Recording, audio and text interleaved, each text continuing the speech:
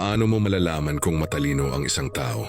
Alam mo ba, hindi laging halata kung sino ang tunay na matalino. Sa mundo ng itim na psychology, may mga sinyalis na hindi agad napapansin ng karamihan. Pero kung obserbahan mo, mapapansin mo ito.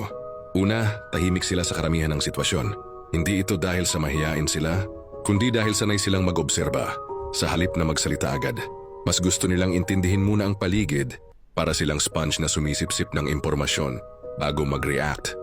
Pangalawa, madali silang magsawa sa small talk. Kapag napansin mong parang hindi interesado ang isang tao sa chismis o chismisan, posibleng mataas ang intelligence nila. Mas gusto nila ng malalim na usapan, yung may kabuluhan. Pangatlo, alam nila kung kailan magpanggap. Ito ang twist sa itim na psychology.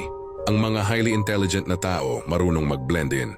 Hindi sila nagpapasikat pero sa loob nila, sinusuri na nila mga kilos mo, salita mo, at kahit yung mga hindi mo sinasabi.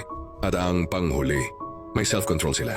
Kapag may taong hindi agad napipikon, hindi nagpapadala sa emosyon, at marunong maghintay. Ibig sabihin may malalim na level ng cognitive intelligence at emotional regulation ang tunay na matalino. Hindi kailangang magpakitang gilas. Tahimik lang sila pero matindi kung mag-iisip, magbasa ng tao, at magdesisyon. Kaya sa susunod kapag may nakilala kang ganito, tandaan baka hindi lang sila ordinaryong tao, baka isa sila sa mga tahimik na henyo